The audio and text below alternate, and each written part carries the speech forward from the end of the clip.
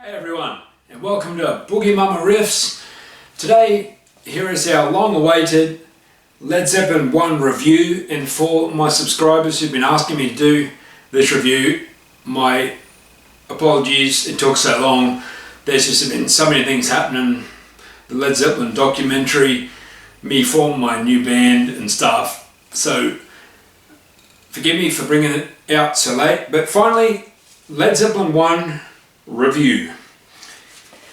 Now, some of you may know, and this isn't the making of the band Led Zeppelin. You can see that in the documentary coming out soon on DVD.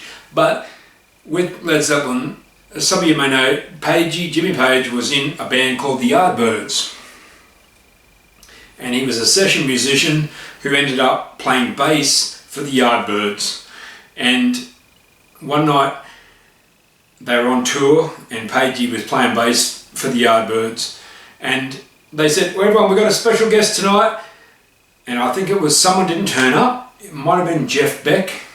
He didn't turn up for the gig, so they go, tonight we're going to have a special thing happen. Our bass player, Jimmy Page, is going to play guitar for us tonight. So imagine that Jimmy Page actually went from bass to playing guitar for the Yardbirds. And to make a long story short, the Yardbirds were disbanded for whatever reason.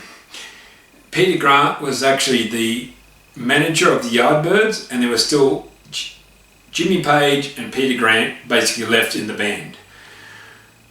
And they apparently still had some contractual things to fulfill as the Yardbirds, and Pagey was the only one left in the band.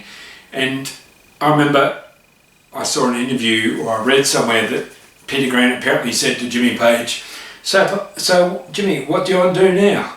He said, well, I want to form a band, because Jimmy Page was a known session musician who played on bands like The Who, The Kinks, and various other bands. He did session work.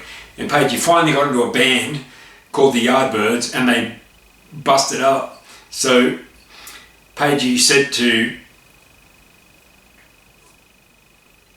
Peter Grant, okay, I want to form my own band now. Let's just do this. I want to form a band. And I remember Robert Plant said once that, and I saw it in a quote, that there's only one way a band can function, and that's on the bloody stage, so you can just imagine. And it's true, you've either got recording studio, your rehearsal room, or the stage. That is the only place a band can function, is on the stage. I 100% agree with that. So let's get into Led Zeppelin 1 documentary now, review. This was recorded in 1968 when Jimmy Page met Robert Plant, and he was forming his own band. And then John Paul Jones, who was a fellow session musician who played on a lot of different artists like Donovan, Herman, the Hermits, Herman and the Hermits. And so Page knew Jonesy as fellow session musicians, and Robert Plant and Pagey got together, and they really liked this idea of redoing a Joan Baez song, which was Babe, I'm Gonna Leave You, which is one of my personal faves. I don't know if it's my number one Zeppelin favourite song, but I tell you what, you listen to that, that's up there. And then apparently they were looking for a drummer, and at the time Robert Plant, or maybe before that, Robert Plant had a band, and apparently Bonzo, John Bonham, came up to Robert Plant. He goes, you guys are good, you just missing one thing. And Rob Plant goes, oh, well, what's that? He said, you just need the best drummer in the world. Rob Plant said, well, how do we find him? And Bonzo said, you're looking at him. So Bonzo and Rob Plant formed the Band of Joy from memory. And then so we had sort of Jimmy Page and John Paul Jones, the professional paid solo musicians, and then you had Robert Plant, who had a blues background, and John Bonham, who was kicked out of every gig And apparently I heard a story that apparently someone said, "Oh, do you guys lose that gig at that pub down the road?" And they go, "Yeah, what happened?" "Oh, John was too loud." So apparently John was too loud. And I know, personally, for myself right now, I'm in a band called Black Satin. Shout out to Black Satin fans. And our bass player quit because apparently we were apparently too loud. So anyway, so Jonesy, Pagey, Robert Plant and John Bonham all got together and performed Led Zeppelin. And there were people, they considered Terry Reid to sing on the first Led Zeppelin album or play or sing for Led Zeppelin, and apparently he had contractual issues, so Terry Reid was like the guy who passed up playing for Led Zeppelin, singing for Led Zeppelin. And you can imagine what was going on in that time. It was 1968, Cream had broken up, Jimi Hendrix was still going, Black Sabbath was sort of forming, they were called Earth still, and then before you knew it, there was this sort of rising out of the ashes of the Yardbirds was still Jimmy Page and Peter Grant, and they said, okay, let's form the best band in the world. I don't know if they said that, don't quote me on that, but there's a rumour, and this is how the name Led Zeppelin came about, was apparently out of the Who, Keith Moon and John Entwistle, the drummer and bass player from the Who, were going to join up with Jonesy and Pagey, I believe, to join a new band. And it's some sort of super group, after Cream broke up. And one of the people in the band said, they said, look, if we did that super group thing, it's going to go down like a lead balloon, or a Led Zeppelin. And so someone like Pagey or someone remembered it and said, hey, that is a good name for a band, Led Zeppelin. So I'll just go through the tracks now for Led Zeppelin 1, which was recorded in 1968. And the first track is Good Times, Bad Times, where no one had heard anything like this in 1969 when it came out in America. Like that, the drums were all supercharged, and apparently Carmine Apiece was an influence on John Bonham, and apparently when they were talking together, as musos do, and John Bonham said to Carmine, hey, I learnt my drumming off you. He goes, what did you learn from me? He said, that double kick on the bass drum. He goes, where did I do it? And apparently Bonzo showed Carmine Apiece, or played him on the song where that is, and he goes, oh, that's where I did it. So Bonzo sort of built his style around that. And as I said, this isn't the making of Led Zeppelin, but Carmine Apiece was an influence on John Bonham and Led Zeppelin, and they toured with Vanilla Fudge and some other bands known as Support Act, which was Led Zeppelin. The second song is Babe, I'm Gonna Leave You, which is a Joan Baez cover, one of my favourite Zeppelin songs. You Shook Me, which is a cover of a Willie Dixon song. Apparently Jeff Beck did his own rendition of that, and apparently, I know it sounds funny, but apparently Jimmy Page and Jeff Beck, who are besties, apparently Jeff Beck was Jimmy Page's protege. Pagey said to Yardbirds when they were looking for a guitarist, hey, get Jeff Beck, he's good, because Pagey wanted to keep doing sessions. And so Pagey and Jeff Beck were like, what do they call that thing? Dueling guns. They were both in the Yardbirds, and they both, Jimmy Page and Jeff Beck, did a version of You Shook Me, and with the slide bar. It's a cover of a Willie Dixon song, and apparently the rumours are that Jeff Beck heard Jimmy Page's version, because Beck recorded a version as well. Apparently the story is that Jeff Beck heard Page's version and said, but Jimmy.